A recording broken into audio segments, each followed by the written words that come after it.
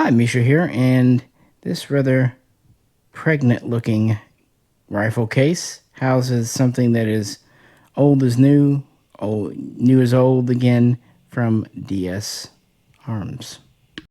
And yes, it's amazing, it actually squeezes in here. A Belgian FN style Fusil Automatique Lourde FALO heavy barrel. And this is one of two versions they do, all nicely wrapped up. Comes with their standard sling, standard DSA mag, and this one, of course, polymer.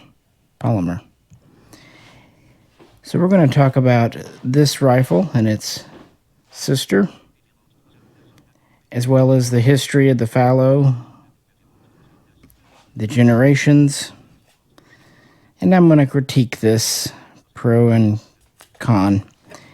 And this is built mostly with new production parts, although there are some original new old stock Fabrique Nationale parts from the 70s or 80s included.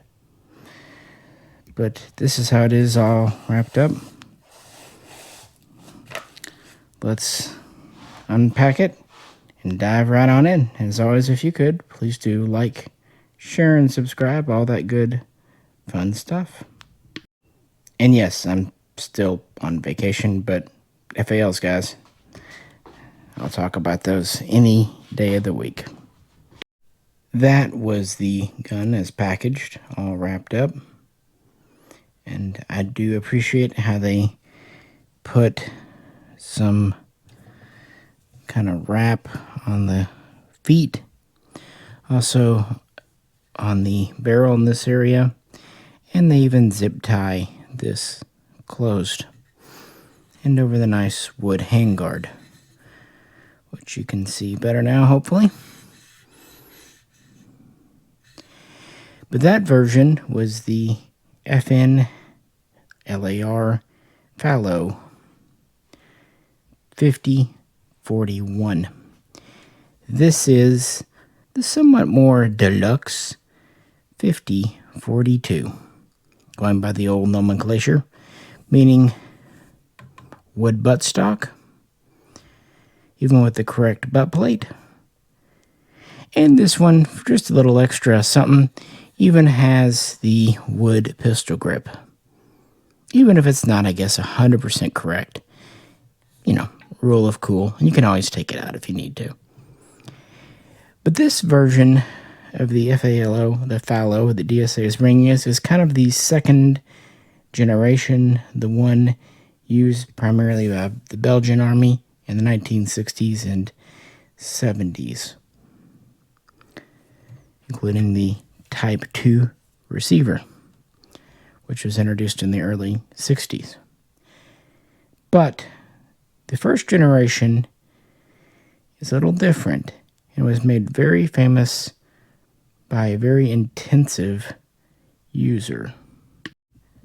So before we really look at the parts and the nuts and bolts, quite literally, of this, to see just how close DSA copied the FALO, let's go back and talk about the history of the heavy-barreled squad automatic saw version of the FAL.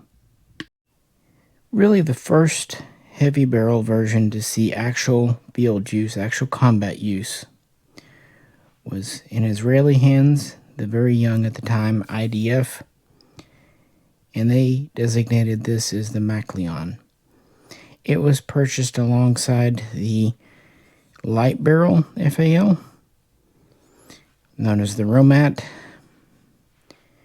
and both were quite early iterations because they adopted them in 1955 and already started to take deliveries because they were seen in the field, in combat, in soldiers' hands, albeit in small numbers, but still there in 1956 with the Suez Crisis. But by 1967, with the 6 Days War, in 1973 with the Yom Kippur War, these were really the backbone of the IDF, which means Israel actually adopted not only the FAL very early, but technically adopted the 7.62 NATO 7.62x51 cartridge before it was officially even a NATO standard. And the Israeli heavy barrel is probably the most common heavy barrel FAL in America, thanks to all the parts kits, some of them in very nice shape, that have been coming in for decades. In fact, my gun here, while it is an Israeli barrel, furniture, lower, this came in the 80s and was assembled pre-ban by Springfield Armory onto an M-Bell Type 3 receiver. Now, this receiver is not correct, and that's not to say heavy barrels weren't built on Type 3s. They definitely were, but not the Israeli version. In 1955, you just had the Type 1, forged, of course. And that also explains why this has just a lot of early features, really not seen after 1958, 1960. And again, while a lot of nations trialed the heavy barrel, including the U.S. and Cuba, Israel was the first to really jump in, at least as so far as the metric pattern.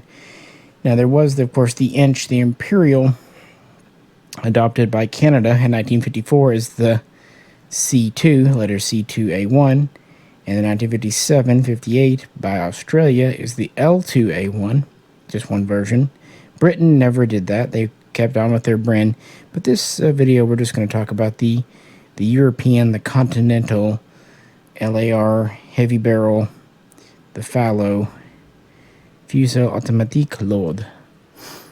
And the Israelis jumped in head first here, purchasing these in very large numbers because they intended to use the squad automatic version of the FAL in a very forward, very aggressive position.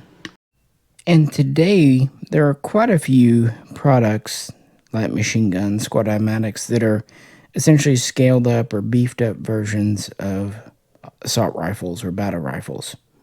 The RPK obviously comes to mind. There's various M16s and even the M14A1. But when the FAL did this, when Fabrique Nationale did this in the 1950s, it was a pretty forward-thinking idea. You could not only use the same ammunition in your infantry rifle and machine gun, but also the same magazines and same parts. And really, until you get to the barrel, it's almost the same back here. And the difference is, while or present, wouldn't make interchangeability impossible. This has a Type B buttstock, and it has a flip-up shoulder rest butt plate. Note the two ribs here. Very popular feature. While we have a hinged swivel, it doesn't rotate. Israeli pistol grip. The rear sight goes from 200 to 700 meters instead of 600.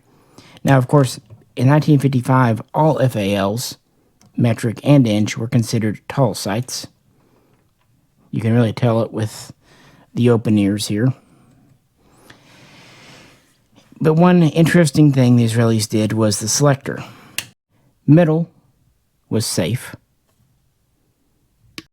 Down was semi-automatic, single shot. And all the way up was automatic. This actually makes a lot of sense because in the standard FAL, you push forward from safe, semi to full, so you can overdo it. But this way, you start in the middle position and you flick up for one or down for another. Actually quite logical. This also has the early scalp trigger guard. And an interesting feature of the Israeli FAL's heavy and light barrel were the forward assist charging handle, cocking handle. Although, interestingly, they do not have the sand-cut bolt carrier.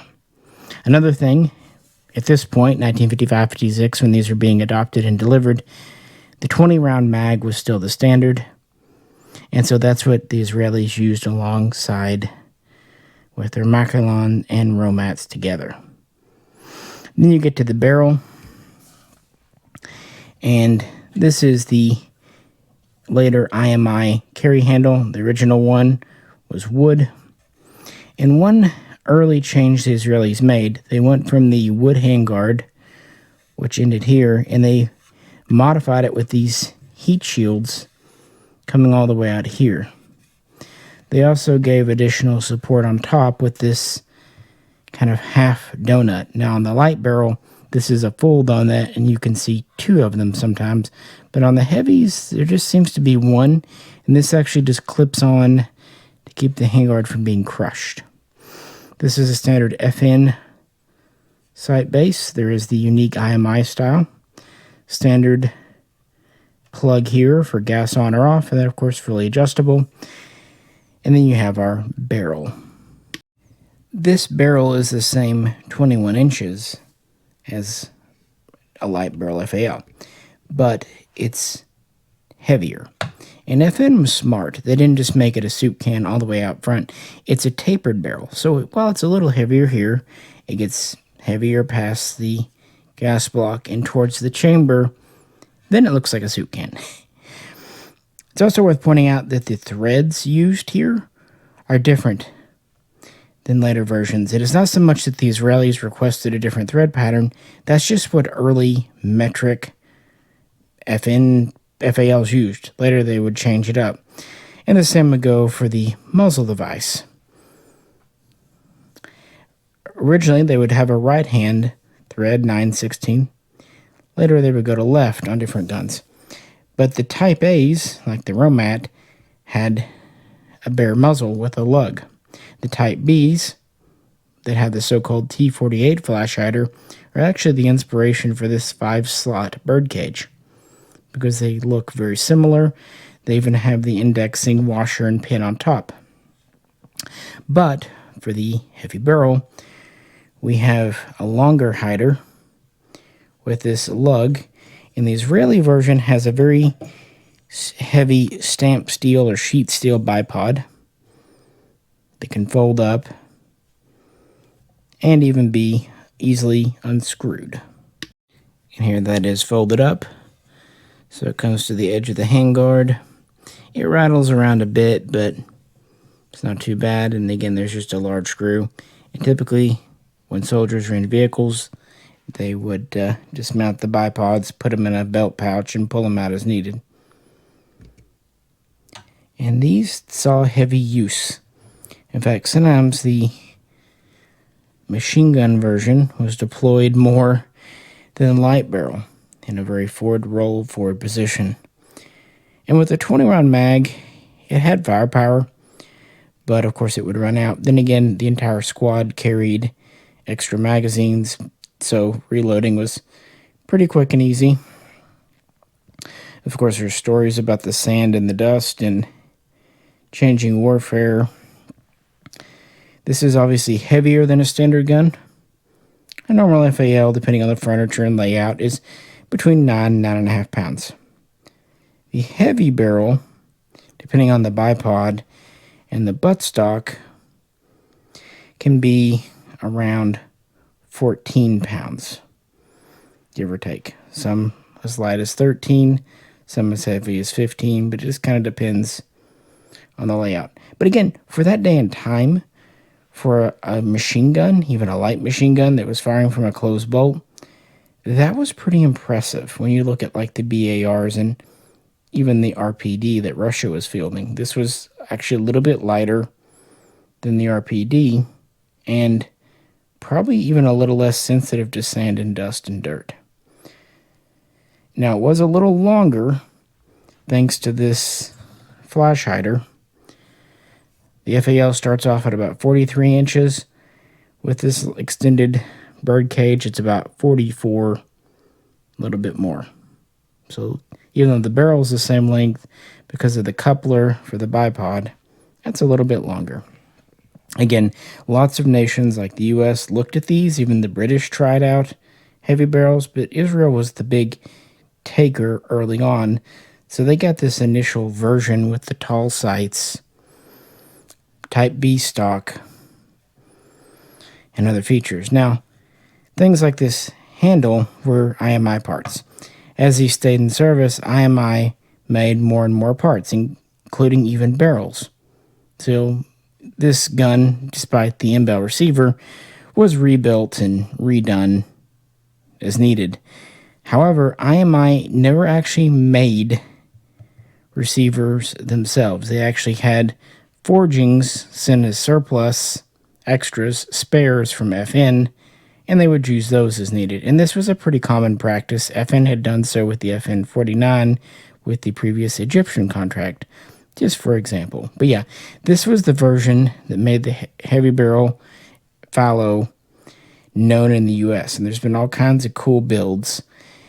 And so when I heard DSA was doing a run of FALOs, and since they just did those light-barreled Israelis a year or two ago, I just assumed they would be building these kits, and that's not a bad thing. But, yeah, I was wrong.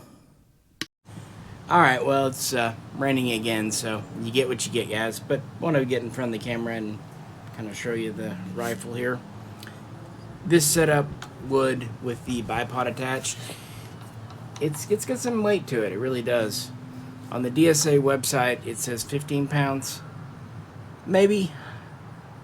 Then you look at Wikipedia, they say the 5041 is 13 pounds. Maybe. I don't know if they're counting bipod or mag or not. Of course, this part's all the same. Type 2s really don't weigh any more than a Type 1 receiver. Of course, the controls, standard FAL. This is a pretty smooth gun. Trigger, yeah, military trigger. As you saw there, it kind of springs out on you. It's just new. But since the bipod wants to be talked about, yeah, it just comes out, latches, pivots. Does have side-to-side motion. Again, since it's got a new finish on it. Fix it over here. It's a little stiff, but that'll wear in. A little bit of rotation there. A little bit of traverse. I like how the carry handle does have a small groove. So when it folds, it's as flush as it can be. And it pretty much stops on this side, folds down on that side. And then the butt plate, it too is a little new and stiff. And again, not the most comfortable in the world, I'm not gonna lie. It's pretty skinny compared to even the standard one. But that's how they did it in Belgium. This was the second generation, with a lot of the updates and changes seen in the 1960s. For example, we have the Type C ferrule to the buttstock. We have the 3mm shorter rear sight, and like most nations, this is just 200 to 600 meters. And we have a new style of flip-up shoulder rest. Butt plate we'll look at more later. We have a fully rotating swivel on the stock. Like I said, this has a wood pistol grip. Probably polymer would be technically more appropriate, but hey, that is cool. But what I really do like, this is on a Type 2 receiver. This area was added by FN in the 60s because they were having some cracking and stress issues right here especially for guns being fired on automatic a lot. So to have it on a heavy barrel, which is meant to be more automatic, makes a ton of sense. Now these ship with the DS Arms new 20-round mag, and they have the polymer FN carry handle. Early ones could have had the wood. This is basically an enlarged version of the style you see on the G1, S2G 58, etc. And this is essentially the same as the original wood handguard from the 50s. They changed them just a little bit. You still have an exposed gas tube, exposed barrel, short sight. We have this interesting girder style, as I think of it, bipod, and we have a Type C muzzle device and somewhat simplified coupler. Well, it's kind of a hybrid Type C. And here we have it. It has this very interesting collapsing hinge system. It does have more pivot built in, more flexibility than the previous bipod. Solid as can be, welded feet. This is actually held on with a two-piece system. It's got a spring clip back here, kind of a giant C-clip you can pop off. And it's attached to essentially a modified Type C flash hider device. Of course, on the standard light barrel, this device launches rifle grenades, holds a bayonet, works as a flash hider.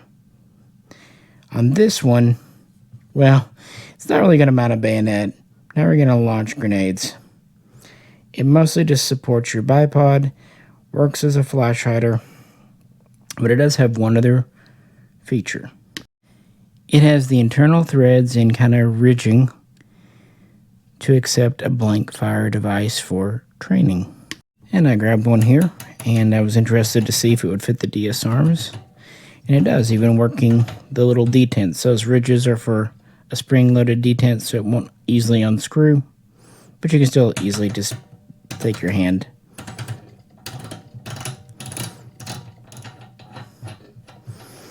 pull it out.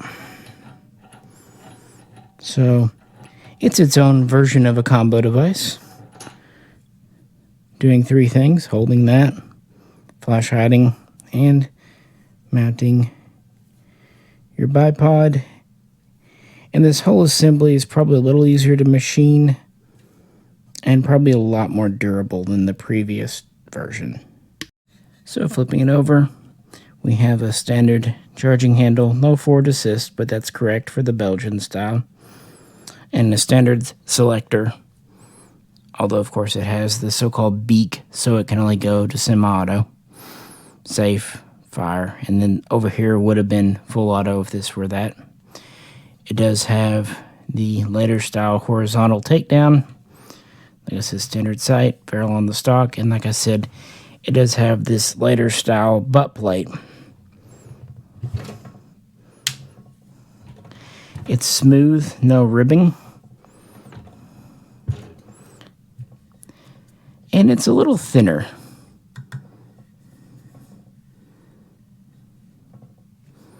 But probably a little easier to grasp, if I'm being honest. This stock's also a little bit longer. The Israeli stocks tended to run a little shorter than standard, and this is more standard. This is all walnut furniture, matching up quite well. Standard sling swivels, and that's really it. So not a lot of changes from the FAL to the FALO, and most to do with the barrel. As you saw at the beginning, a 50-41 style would not have the flip-up butt plate, even originals. So this version would go into primarily Belgian service, and really wouldn't see a whole lot of real frontline combat. Small batches would be purchased by other nations, originally with the wood stock, later with the polymer. And it has all the other changes. And of course, they did eventually develop an extended magazine for the FALO, a 30-rounder. Here is an original FN. And yeah, it would have been neat if DSA had shipped the FALO with one. But let's kind of just be happy we're getting steel metric 20 rounders from them again.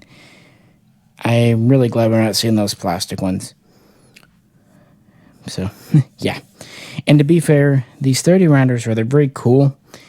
I always had a little bit of a reputation when it came to feeding. There was always a glitch about the second round failure, especially with the inch pattern, L2, A1, and C2s. But even the metrics weren't 100% perfect. And that makes sense because trying to get a powerful enough spring for that much weight of 7.62 NATO, I get it. I'm not saying they were as bad as everything. The 30-round mags were definitely used to good effect in Rhodesia during the Bush Wars and everything, but they were never quite as reliable as wished to be. So maybe the Israelis were kind of smart to just stick with their 20s. But yeah,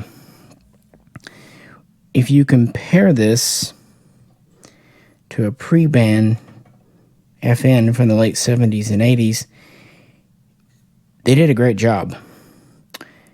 In fact, most of the pre-bans are on Type 3 receivers, even though they're cut for a Type 1 or Type 2 back here on the lower, which always bugged me with the pre-bans.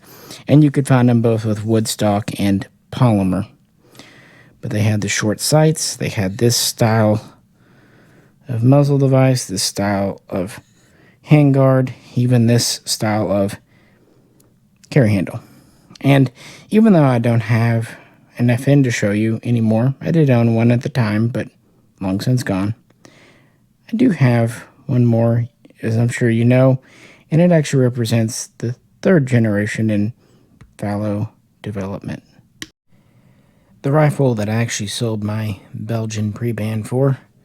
I know it's weird, but at the time it made a lot of economical sense, and it's actually one of my favorites in my collection. So hey, the Argentinian FMAP, well, FSL, but this is the semi-automatic pre-ban import of the FAP, Fusil Automático Pesado. Their version, their variant. And as you can see, it's pretty much the same as the DS Arms. Again, this is a 5041, but the polymer stock. And because Argentina just did the tall sights thing, it does have the tall sights. And similarly, it kept on with the early style heavy barrel wood handle. Note how on the heavies it goes forward versus back, just a balance point. But most of your FNs would have switched over to the polymer style. Of course, the handguards are virtually the same. And this is on a Type 3. And the Argentine Type 3s are still forged, not cast. And one thing I really like about these versus the FN, and it's a tiny thing, but they're actually on matching Type 3 lowers. Whereas, like I said, the FN pre-bans, for whatever reason, they all had, at least the ones I've seen, the Type 2s, or Type 1s. Even though the FNs were on Type 3 receivers, and your FN imports, most all would have been cast receivers. But again, nothing against that, but the Argentines are forged. And I wanted to try the DS Arms mag in it, and it clicked in perfectly. Here is the Argentinian bipod. I mean, it's what we get here. And over here, here are the two pieces to put this on. This is the limiter that goes behind the bipod.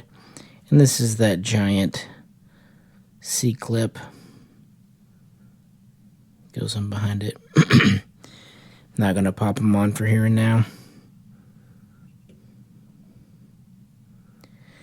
Like I said, originally, FALs had a right-hand thread pattern, but they would go to a left hand in the 60s.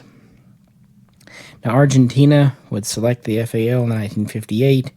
In 1960, they'd start up licensed production, starting with FN parts and then more and more made domestically in 1960.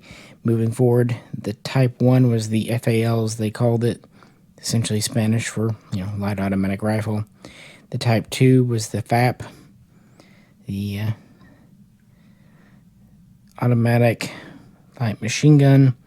The Argentine Type 3 was the paratrooper, so on and so forth. And these were made famous in 1982 during the Falklands War, because Argentina was one of the few nations to employ the FALO in combat. And in fact, the British collected some during that war. So even though it was relatively brief, they did see actual use, and Argentina did export these to a couple of nations besides. And then, of course, they started sending some automatics over here after the Falklands War. Arms Corps, National Arms imported them. But the heavy barrel version seems to be one of the least common of the variations. But yeah, comparing them, the retainer,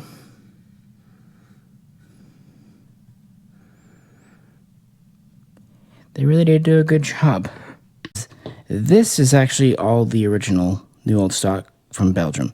From the muzzle device, to the coupler, to, of course, the girder-style bipod with the big old ski feet itself. That's Belgian. I don't blame them for not wanting to replicate that for just a small run. It makes perfect sense. Of course, the barrel is on. It is chrome lined, has a 1 in 10 twist. That is US made, as you probably would expect. And again, the wood on both handguards is Turkish walnut. Of course, the buttstock and grip are as well. These butt plates are actually made by DS Arms as well, although they are technically a limited supply item right now. But super neat that they are doing this configuration. And if you prefer the polymer buttstock we saw at the beginning, you can do that too. And that is correct to have the polymer stock, polymer grip, and wood handguard. That's how they did them. Probably the wood handguard just for heat dispersion. These three versions here really do represent the FALO, at least the metric version, very well. Again, there are the Imperial or inch versions, the L2A1, which definitely saw combat use in Vietnam, and the C2, C2A1, which had some very cool features, like a very unique rear sight. But when it comes to the metrics, these really represent the ones that saw any actual adoption and even somewhat level of mass production. There are a lot of trials guns, I know, that feature heavy barrels, and some small production items like the heavy barrel R1 done in South Africa. But, yeah. So when I heard DS Arms would be making a FALO, I was really curious to see how they were going to do it. Quality, and as I said earlier, I thought they were going to copy the Israeli. Here I pulled the bipod off. Again, it's just held on with a major screw. And you can actually take this coupler off if you remove this limiter up here, this pin. For some reason, this part, this limiting thing on the top, is often missing. I can see why they went away from this style. The bird cage, even on the light barrels, sometimes gave troubles. The later style, simply more durable. Still really like the Israeli, and they served for a very long time. And they have this unique handguard versus these. And this unique IMI handle. One way to ID an IMI handle is they don't rotate. It's just plastic molded directly on to the wire, whereas this one and this one do move.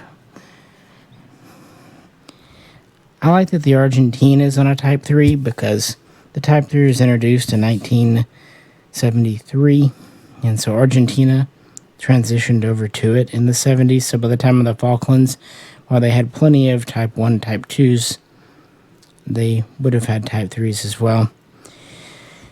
And I really do like that the DS Arms is on the Type 2, which I think is the most appropriate receiver for this style.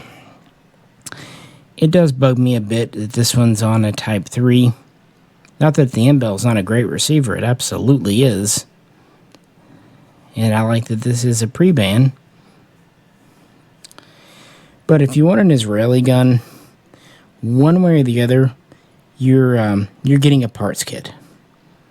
Even the SBLs, even the Armscore, the Onyx, they're all put together with somewhat leftover parts. So the Argentines were new production. The pre-ban FNs were new production, but they were on cast receivers. And of course there are Belgian heavy barrel parts kits that have been in the country for a very long time. Even some unissued condition with just fantastic barrels. But the DS Arms, man, if you don't have one and you just want one as a shooter, this is a fantastic replica. And while I do expect decent things from DS Arms, I was pretty impressed with a few features. Although, there are a couple that less so. So let's kind of end with some pros and cons. So yeah, I do like that it has the correct butt plate. It even has the detent. It's even kind of stiff and a little bit of a straight, skinny plate, like the original later style Belgian. Not really that most useful of a plate, frankly, but that's how they did them. And the swing swivel has all the rotation. The Type C stock. It's all good. And even the fact that they offer it with a wood pistol grip installed if you want it. And it doesn't even bother me that it has the later style non-scallop trigger guard, which would be correct for a 60s style, as would this takedown selector, all that. And I do like that the lower is properly mated up to the receiver. But the receiver is one small negative. It's a good looking receiver, good lightning cuts, the mag pops in well, Type 2, but, and I'm sure many of you already guessed it, this is a cast receiver. I actually asked them if they were doing forged Type 2s. They're still doing forged Type 1s, and they said no, because they didn't sell very well. For some reason, most people weren't ordering Type 2 forged. The cast is fine. Again, the pre-ban, I hate to be a broken record. FNs were cast. They were Type 3. At least this is a Type 2 with the reinforcement back here. Frankly, in semi-automatic, you're not going to have problems. But it needs to be pointed out. On the flip side, they did a great job with the carry handle. This looks basically perfect. And the handguard is nicely done too. I would say, if I were someone else, I would gripe that this has a very matte, kind of rough finish. Very much almost unfinished wood. Pistol grip is similar. Buttstock feels a little more polished. However, I don't like super glossy wood. I actually prefer this style. And you could always lacquer it up, tongue oil it, whatever if you wanted. So that might be something that bugs some people. So that's why I'm mentioning it. However, it does not bother me. And even the carry handle folds into the notch pretty much perfectly, which is nice. And this is all correct up here with the barrel profile, nice and chunky, with the standard sights. And I'm actually super impressed with the bipod and muzzle device assembly. I love this girder style. Running the bolt, it's the same as any other FAL. Again, the FALO is the same in the back, recoil system in the stock, and the trigger is your typical military trigger. It's honestly a little gritty right now, a little stiff. That's probably leftover finishing, phosphating here. Like a lot of things that apply work in, be a little bit better, but it's not horrible. It's just your standard FAL trigger. But I mean, you're not buying one of these to be a match grade. As a negative, I could say again that it doesn't ship with an extended capacity magazine. But let's just be thankful that we get DSA branded steel mags again.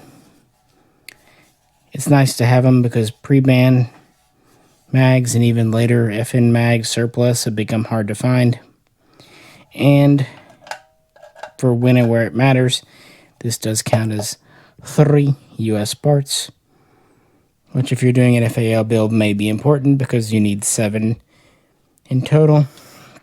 So US receiver, magazine, you only need to find 3 more. Pistol grip, cocking handle, gas piston are good options. And as you saw at the beginning, if you don't want the 50-42 style with the wood, you can save a few bucks and go with the 50-41. It is nice that they do change the price because, yeah, the 50-41 has a standard stock, standard recoil pad. But as you saw with my Argentine gun, that is correct, and it's probably the more common model, frankly. But I do like this gun in all wood. Kind of wish they also offered a wood carry handle. But I'll just be content with having the correct heavy barrel handle. And if I wanted to really get picky, I could wish for a alloy or steel cocking handle. But that really wouldn't be appropriate for one with a Type-C style muzzle device. Those would have been seen much, much earlier on. And again, the standard Belgian style, FN style, did not have the forward assist handle. That was pretty unique to just the Israelis. Yeah, but let me know what you think of the heavy barrel. Back in the day, they weren't the most popular. FN, Argentine, it didn't really matter. People just saw them as a bigger, heavier, still some semi-automatic gun. But to me, there's just something very cool about a gun that can stand here on its own bipod. And it just looks kind of ready to rumble. Any of them do. Pop the mag out just so we can run the action a little more. Feels good. It's new. You can tell that it's got the fresh finish on it here. It is kind of a Duracoat style finish, semi-gloss. The original pre-bands were a little bit glossier because they're more of a straight paint over phosphate. Same with the trigger. It's fine. It's an FAL trigger.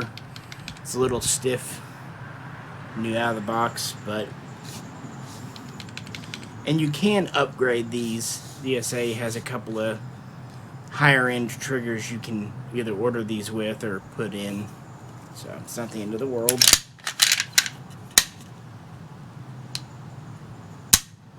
But yeah, it certainly has a lot of weight out front because of the barrel and bipod.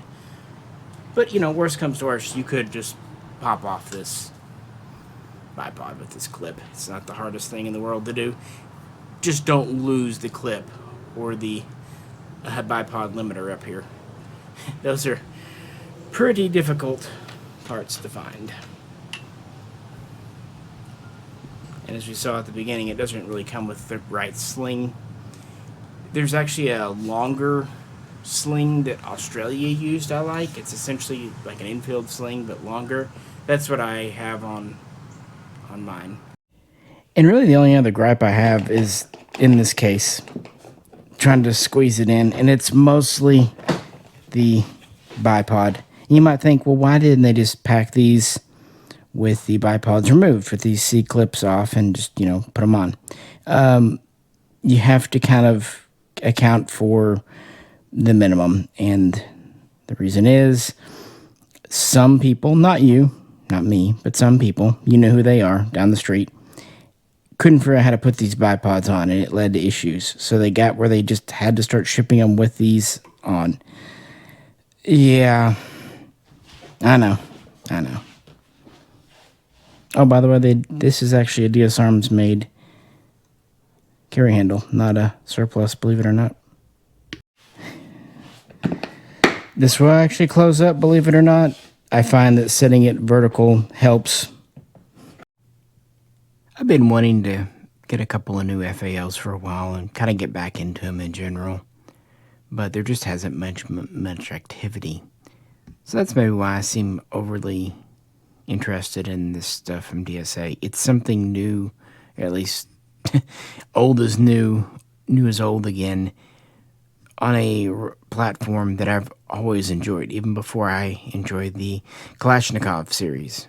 So even though I don't really need the DSA 5042 or 5041 for my own collection, because I have my Argentine, and of course the Israeli, and even the L2A1, it's still nice to check it out. I'm suitably impressed. These are, you know, my own real feelings.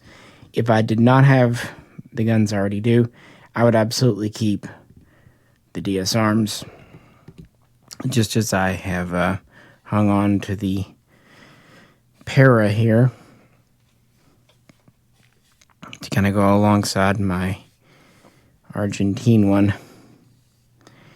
And I probably will hang on to that Cuban, although I'm going to do some changes to the furniture and whatnot. We'll look at that later on.